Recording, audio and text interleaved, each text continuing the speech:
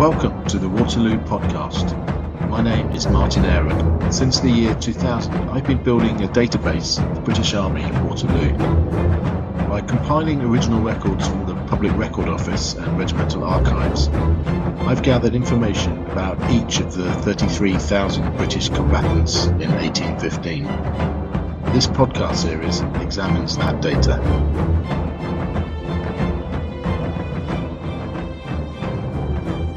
Welcome to episode 21 of the Waterloo podcast. This is part 3 of our look at Halkett's Brigade, and today we're looking at the 69th South Lincolnshire Foot. By now, if you've listened to the last 2 episodes, you'll already be familiar with much of the brigade's movements and their ordeals over the 3 days fighting.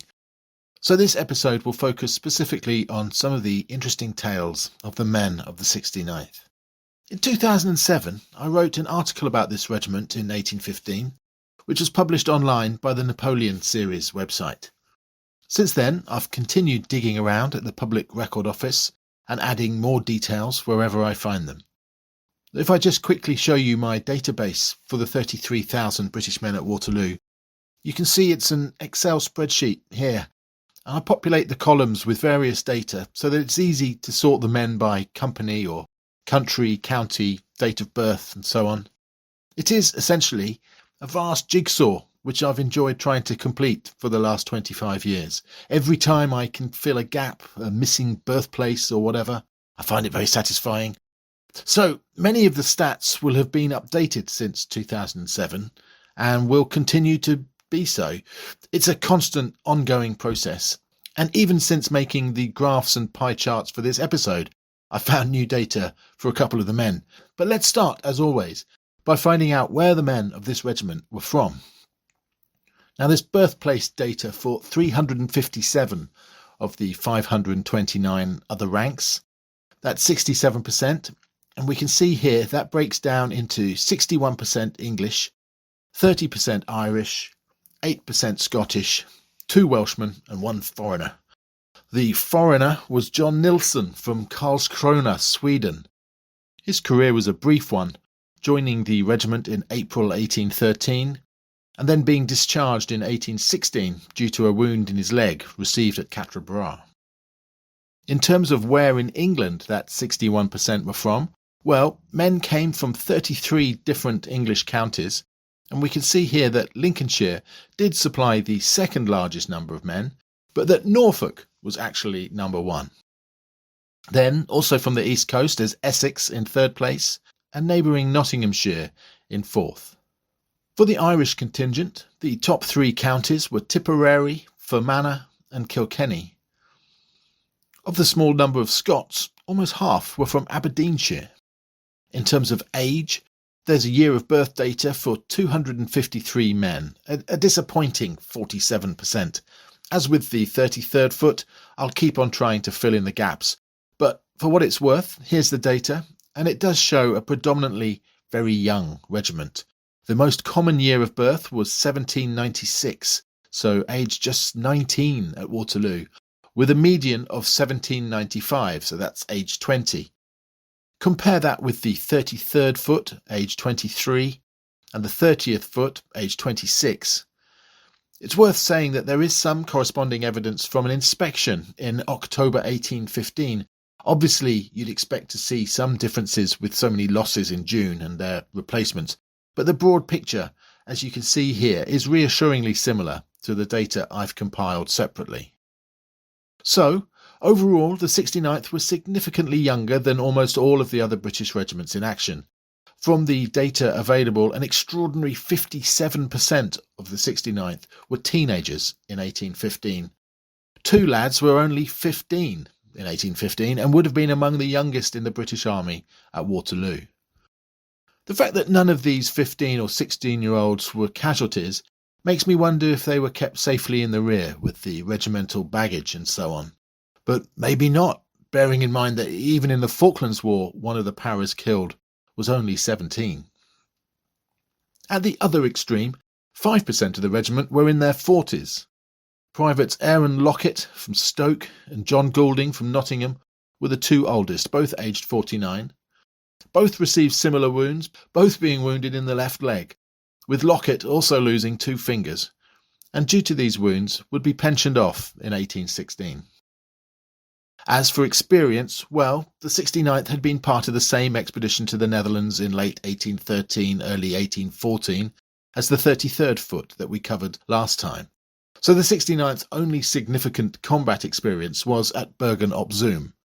And you can watch or listen to episode 18 about that battle and the 69th's grim experience there.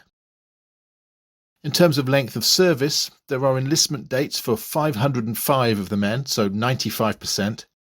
And we can see here that the most common year of enlistment was 1813, with the median being 1812.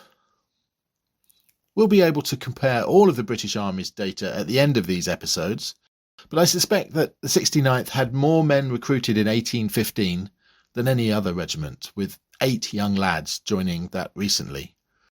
The most recent was Private Thomas Lyons from Ubberston in Suffolk in No. 10 Company, and he was wounded. Again, these statistics are remarkably similar in the official inspection of October 1815, seen here. Okay, so now that we know a bit about who these men were, let's turn to their role in the battle.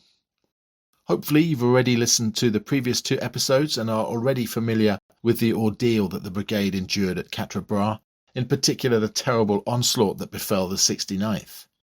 Caught out of formation amid fields of towering crops, the South Links was scattered by French cavalry and fled all the way back to the crossroads at Quatre Bras.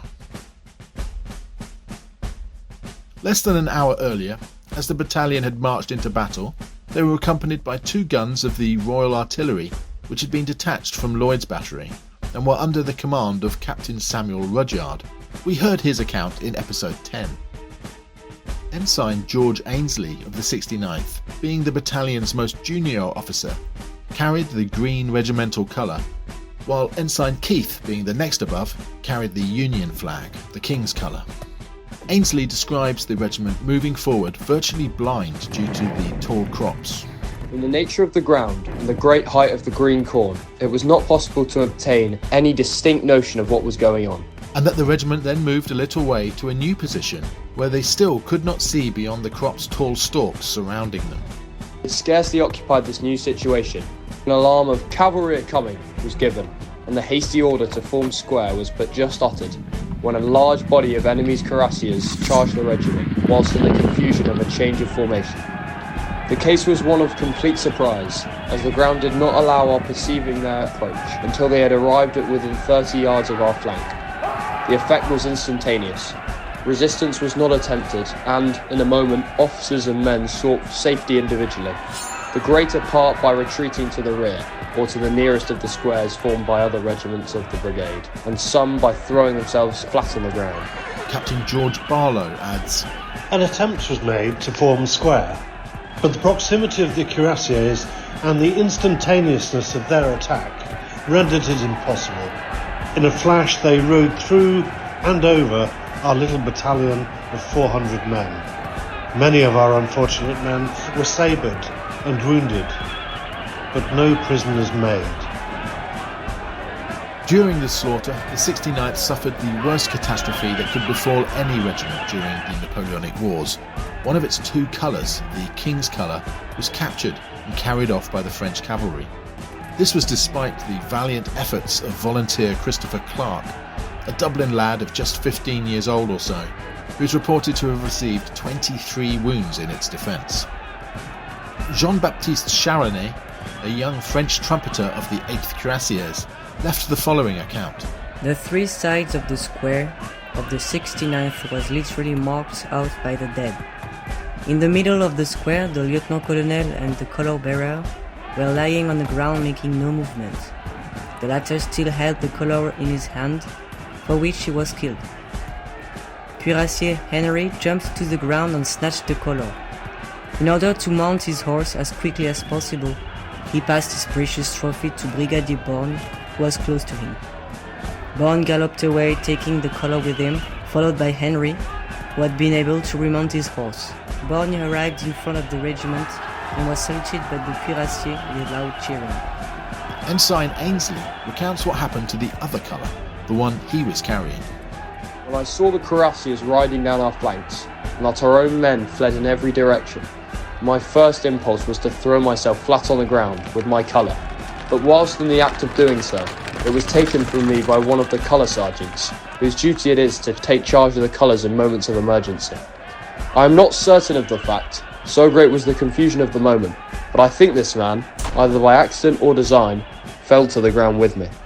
When the cuirassiers had retired and it was safe to get up, Ainsley walked back to Quatre Bras. On his way there, I overtook one of our own men, bearing the regimental colour, from whom I learned that it had passed through several hands. I resumed my charge of it, and on arriving at the farm of the Quatre Bras, I rejoined the remnant of the regiment. according to Major General Sir Colin Halkett, he had spied the large bodies of French cuirassiers to their front and sent orders to the 69th to form square and prepare to receive cavalry. However, unfortunately, in the act of forming square, an officer high in rank came up to the 69th Regiment and asked what they were about.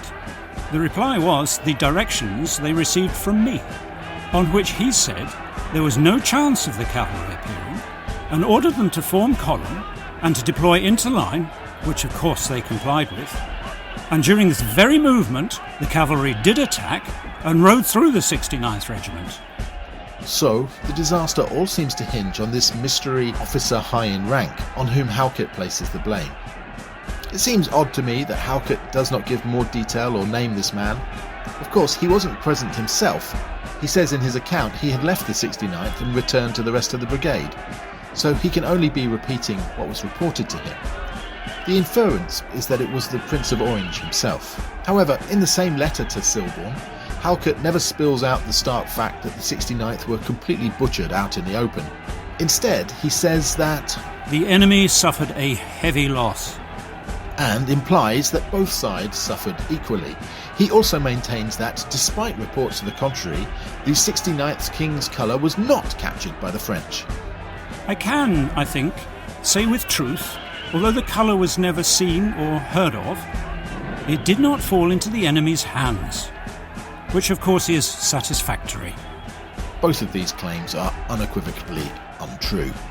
The contest between the 69th and the French cuirassiers was very far from being an equal one. It was a horrific catastrophe for the infantrymen, and the King's colour was definitely captured by the French, as we've already heard. Therefore, I find it difficult to have much faith in Halkett's account of what happened to the poor 69th. I'm not sure I'm convinced by the convenient and anonymous officer who appeared and overruled Halkett's orders to form square, due to the rest of his account being demonstrably incorrect. What is certain is that within days of the battle, it was generally accepted among English sources that it was the Prince of Orange who'd been responsible for giving the order to turn into line, either in person or through an ADC. Accounts vary. For example, Ensign Macready of the 30th describes coming across Captain Watson of the 69th during the retreat through Genappe, and reports that Watson was dreadfully chagrined. He told me that his corps had been dreadfully cut up and had lost their king's colour, and then devoutly damned the Prince of Orange. So, it might be true, but the Prince of Orange does seem to have been almost omnipresent across the battlefields of both Quatre Bras and Waterloo, and whenever and wherever disaster occurred, it was always the Prince of Orange who was responsible. I wonder if it's likely that he can be to blame for every catastrophe. I don't know. Perhaps this is a topic we can look at sometime in the future. Certainly not all sources blame the Prince of Orange or some mysterious staff officer. In another letter published by Silborne, Lieutenant Piggott, who commanded No. 2 Company, blamed Major Lindsay, who commanded No. 1 Company. Poor man, the loss sustained by the Grenadier and Numbers 1 and 2 companies was greatly attributable to him. Halting those companies, making them face to right about in open column and commence firing upon the cuirassiers. But for that, we should have got into square, as it was those companies that were really cut down. Poor man, to the day of his death regretted having done so, but at the time he did it for the best. A close observer, having only just left the 69th with his 2 guns, Captain Rudyard of the artillery, felt the slaughter of the 69th could have been even worse. but for a battalion of British Guards coming up to their support and throwing in one of their destructive fires, compelling the cuirassiers to return to the wood, not a man save the colonel and adjutant would have escaped. The next day, the 17th of June, the brigade retired from the field, and in doing so had to pass across countless bodies of the fallen from the previous day's fighting. Ensign Ainsley states that the stench coming from the battlefield, even after such a relatively short time, could scarcely be imagined. Overall, the mood in the regiment was not good. Ensign Ainsley again. We were much cast down by the severe loss we had sustained, particularly as this was the first general action in which the 2nd Battalion of the 69th had ever been engaged. Morale can't have been improved by the quickly blackening skies, and soon the rain was coming down in torrents, soaking every man to the skin. And with this rain comes a curious and revelatory detail from Ensign Ainsley. As they marched northwards towards Genappe, he was carrying the one remaining colour, the green regimental colour, and in this ferocious downpour, his hands and arms became dyed a deep green from the colour in the cloth running. This, he writes, was because the regimental colour which he carried was brand new, the regiment having lost its colours at Bergen-op-Zoom the previous year. This is an extraordinary detail. The loss of the 69th colour at Quatre Bras, so deeply felt and regretted, is widely known. It's one of the 20 or so de rigueur key events of 1815 which is rehashed in every single one of the countless books published about Waterloo every year. Yet somehow, the incredible fact that this was the second time it had been lost in as many years is, I think, largely unknown. Or at least it was by me. Presumably with the French garrison at Bergen-op-Zoom surrendering just a few weeks after the disastrous assault of 8th of March, the lost colours were swiftly retrieved, and it was thought best to not mention losing them in the first place and keep this dishonour hushed up. And without Ainsley's matter-of-fact mention of the green dye trickling over his hands, it would have remained unknown to this day. It's quite extraordinary, and this fact must change our understanding of just how crushed the men of the 69th would therefore have felt after Quatre Bras. They'd been in action twice, and twice had their colours captured. Trudging on through the mud of the 17th of June, Lieutenant George Hall of the 52nd Foot bumped into Captain George Barlow of the 69th and recalls his sour mood. Near Nivelles we overtook Barlow, captain in the 69th. His regiment, in the act of changing position, had been charged by French dragoons. Barlow and many others lay down and escaped hurt, except from the trampling of the horses. He was limping along, very sore and lame, and feelingly declaimed against the common notion that a horse were not to tread on a man lying on the ground. His jacket was blackened with the marks of horseshoes.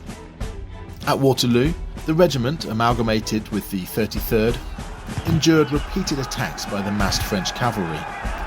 But Ensign Ainsley describes the ease with which these were seen off. They were universally repulsed, and in the utmost confusion retreated in the direction by which they had made the attack. At this moment, as each square seemed assured of its safety, the men cheered and the sound was caught up from one to another along the whole line and produced a sublime effect, giving assurance, as it were, of universal confidence and promise of mutual assistance. Captain Barlow adds, The enemy cavalry repeatedly dashed into the centre of the British centre, and at each attempt were received with such destructive volleys from the surrounding squares to excite my astonishment at such useless destruction. Nor were they discontinued till the flower of the French cavalry, both in men and horses, were almost wholly destroyed. As we know from the previous two episodes, late in the afternoon, French horse artillery rode up very close to the brigade, unlimbered, and began delivering a lethal fire which cut great swathes through the British ranks. All of the mounted officers within the square were killed during this period. That is, Colonel Morris, who was hit by a grape shot in the temple, and Captain Hobhouse, acting as ADC to Halkett, who was hit in the face by a musket shot and fell dead. Ainsley makes a reference to the brigade being forced to move backwards, but he chooses his words carefully. The severe fire obliged us to give way, which we did slowly, step by step, still keeping our front to the enemy, and everyone calling halt and continuing to recede. The impulse once given, it was impossible to restrain it. By the end of the 3 days, the regiment had suffered severely. It had lost its commanding officer, and both captains who had been detached to serve as staff officers, Ben Hobhouse and Sir William Curzon, had also been killed, as were Captain Robert Blackwood and Lieutenant Edward Whitwick. Of the other ranks, 67 men were killed or died of wounds, with 162 wounded, so 229 in total. That's 43% casualties when using the total men on the nominal roll, but a probably far higher rate in reality when all the rear echelon men are removed. Whatever stats and totals might be arrived at from the paperwork, according to Captain Charles Coiler, there were no more than 150 men present and able to fall in at the end of the 18th of June. Now let's have a quick look at each of the 10 companies. Number 1 company, 23% casualties. The wounded of this company included Corporal Francis Dunleavy from the village of Beleek in County Fermanagh. He appears in the case notes of the surgeon at Falcon Hospital in Brussels. Musket ball entered the thorax, fracturing the 7th rib on the forepart of the right side and lodged there. He said he had lost a large quantity of blood from the mouth and some from the wound between receiving the wound and the 19th, when he was brought to the hospital in Brussels. Bled 42 ounces and given saline purgatives until 29th of June. Over the next 6 weeks, lost 92 ounces of blood and was kept on a strict milk diet. Sent home on 31st of August, declaring himself quite as well as ever he had been in his life, the ball remaining undiscovered. I imagine if I'd been repeatedly bled, given only milk and saline purgatives for 2.5 months, I'd probably also declare myself totally fit, if it meant an end to such treatment. Number 2 company, 33% casualties. Corporal Thomas Gee of this company from Kilkenny already bore a large scar across his scalp from his night at Bergen op Zoom in 1814, inflicted by what is mysteriously and gruesomely referred to merely as a cutting instrument. At Waterloo, he was twice more wounded, once in the side and once in the leg. Number 3 company, 64% casualties. This was the joint equal worst rate of casualties with number 4 company, with 28 men wounded, the worst in the battalion. Of these, 11 would be discharged in 1816 as a result of their wounds, with a further 4 being discharged years later due to their 1815 wounds catching up with them. And many of these maimed and crippled men were really just boys. Privates Lynn Shepherd from Arnold, Nottinghamshire, wounded left ankle at Quatre Bras, and Henry Walsh from Ardfinnan, Tipperary, disabled by a gunshot. Both were just 19 years old. Number 4 company, also with 64% casualties, this company suffered the highest rate of killed or died of wounds. Tellingly, all 10 men killed outright are all listed as killed at Quatre Bras, so we can get a picture of what happened there. All 4 of its sergeants were casualties. Sergeants Patrick Flynn from Kilkenny and George Hutchison from Forfar were killed, and Colour Sergeant John Dawkins from Lenton in Nottingham and Lawrence Hackett from Tipperary were both wounded. This company contained one of the very few black soldiers in the British Army at Waterloo, drummer Peter Bishop, originally from Barbados, but a resident of Lincoln. There's a very well-researched article about this man online, and I'll add the link to this episode so you can read it all there. This company was also home to Private John Connell from Clonmel, Tipperary. Wounded at Waterloo, he was a rogue of the highest order who managed to get himself court-martialed 4 times just within the year either side of Waterloo. Interestingly, the battalion at this period seemed to operate a far less brutal approach to punishment, and rather than being flogged as was the norm in other regiments, Connell was imprisoned for each offence, a total of 14 weeks solitary confinement. Number 5 company, 38% casualties. Poor Private Patrick Hogan from Burr in County Offaly had already lost the use of an eye from an explosion during the action at Merksem in 1814. and now received 2 wounds to the head at Quatre Bras. In the last episode, we heard of the curious detail of Private James Atkinson of the 33rd being wounded by a lance at Quatre Bras. We associate the 5th Brigade being attacked by the 8th and 11th French cuirassiers, but I was hitherto unaware of French lancers being present. Well, in this company, we also have Private James Turner from Cranley in Surrey, who was wounded by a lance, and also in number 8 company, Private John Gifford from Bluntisham in Huntingdonshire, who received a lance wound in his side at Quatre Bras. Number 6 company, 40% casualties. This company contained one of the 2 15-year-old boys in the ranks, Private Thomas Brinton. From Cromer in Norfolk, he'd enlisted just 4 months before Waterloo.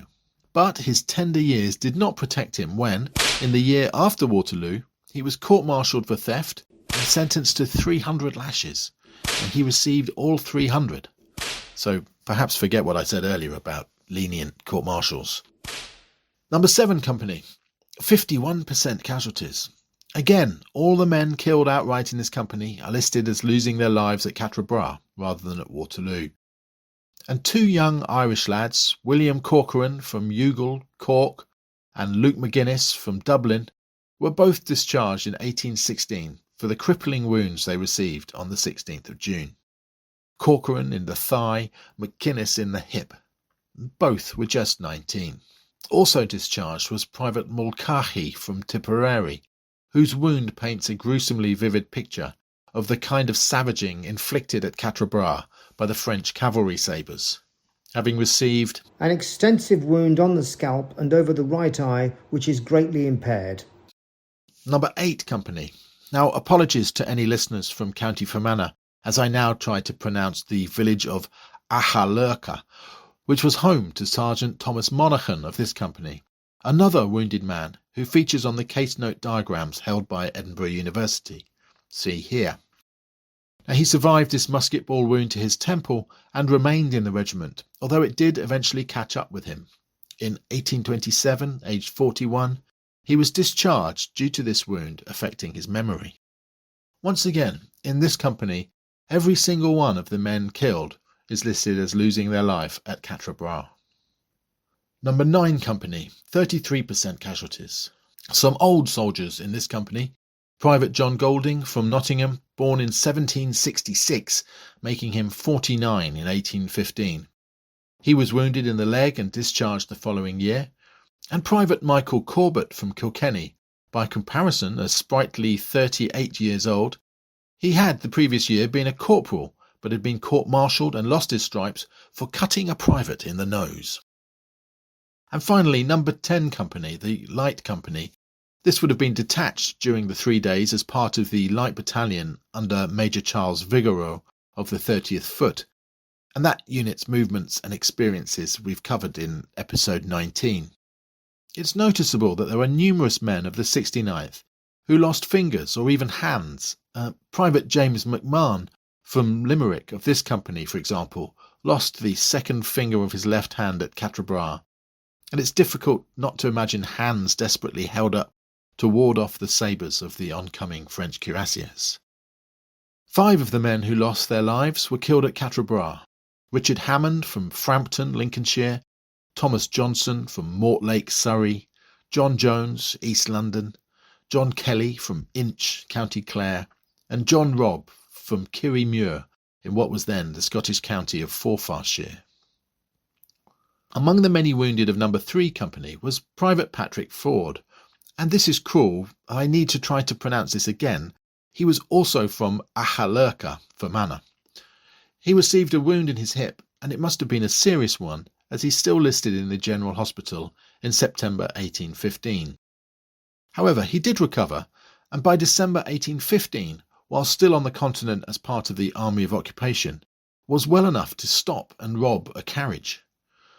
Now, we saw earlier how the officers overseeing court-martials in the 69th could be relatively merciful in their approach to corporal punishment, but clearly highway robbery was going too far. After a court-martial at Ostend, Private Ford was sentenced to an extraordinary 1,000 lashes.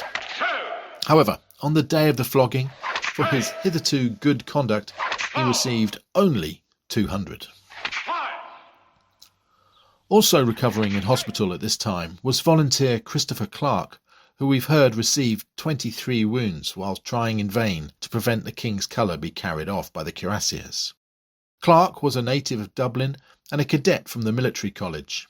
He'd only joined the regiment a month to the day before Quatre Bras.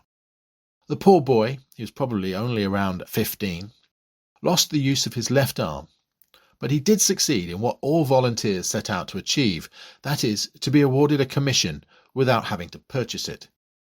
He was appointed an ensign in the 42nd Foot, the Black Watch, and also awarded £50 for his wounds. Another wounded officer was Lieutenant Christopher Bustede from Ballinray, County Cork. He recovered and in 1817 was appointed to command a detachment of troops sent as prison guard on the Chapman, a prison transport sailing to New South Wales. On the 17th of April 1817, a mutiny broke out on board the ship. Prisoners were killed, and Bustede and several soldiers were arrested and came to trial at the Admiralty Sessions of the Old Bailey on the 11th of January 1890, accused of wanton, indiscriminate and unprovoked cruelty towards the miserably unfortunate men who had been entrusted to their charge. It's a fascinating and hair-raising, tragic tale, but alas, too long to be told here now. Maybe I can do an episode about Lieutenant Bustede and this mutiny sometime in the future. The 69th returned to England in January 1816 and was stationed first at Colchester. In May that year, 2 companies were marched to Ely in response to the recent Ely and Littleport riots, in support of their Waterloo comrades, the 1st Dragoons, and we'll hear more about that when we cover that regiment. With the unrest over, the 2 companies returned to Colchester in July. On 24th of September, orders were received that the battalion was to be disbanded, and this was then done at Colchester in October. 55 men were discharged due to the wounds received at Quatre Bras and Waterloo, and another 30 were discharged due to this reduction. In fact, this last number is probably higher, there only currently being data for the men who are eligible for a pension. Those men who remained were transferred to the 1st Battalion, which was at the time stationed in India. Thus, off the remnants of the 2nd Battalion sailed, arriving in late June 1817. Of course, listeners to previous episodes will know what's coming next. In the 7 years spent in India, 49 Waterloo men died of illness and disease, including 19 who had been wounded at Waterloo. Among them was Captain George Barlow, he of the horseshoe-imprinted tunic, who lived only 9 more years, dying of illness in India in 1824. What is perhaps surprising, considering this heavy death toll, is that many men seem to have greatly enjoyed life in India and wished to remain there as long as possible. When the 69th returned to England in July 1824, these 17 Waterloo men opted to transfer into regiments which would be remaining in India, as listed here. Interesting that most were English. You can see the 2 Scots in blue and 1 Irishman in green. Presumably many had started families with local women, or there may have been a less wholesome reason. Drink was exceedingly cheap in India, and alcoholism was the bane of all the British Army stationed there. Of the men desperate to remain listed here, we have John Maclean from Berwick, who was later discharged due to repeated attacks of liver complaint, and that his general health has been very much deteriorated by his unbounded indulgence in the use of spirituous liquors. And Private John Pullen from Great Donham in Norfolk, whose records showed repeated and regular punishment for drunkenness. After its return, the 69th remained in England and Ireland until 1831, when it was sent to the West Indies. Then from there in 1835 to Demerara in British Guiana in South America, then back to the West Indies in 1838, and then Canada 1839 to 42. But by then, all the Waterloo men were gone. The last man for whom there were discharge papers is Private John Stokes from Kidderminster, Worcestershire. Aged 17 and in No. 1 Company at Waterloo, he served in the regiment until April 1836.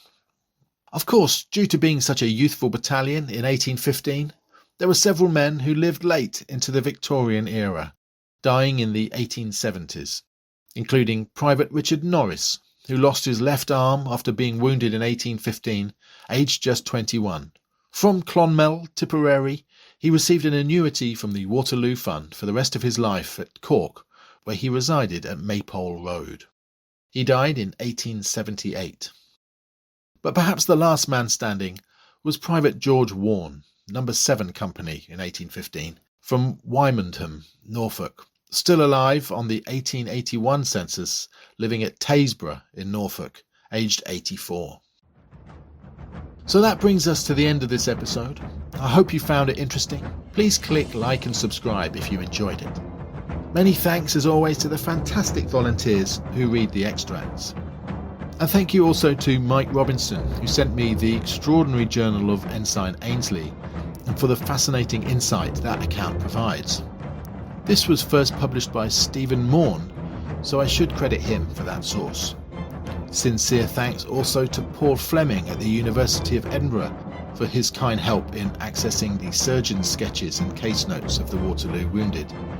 They really are a remarkable series of documents, and identifying who each of the wounded men were and matching them with my database has been very satisfying. Next time, we'll be looking at the 4th and final regiment in this brigade, the 73rd Foot. So see you then.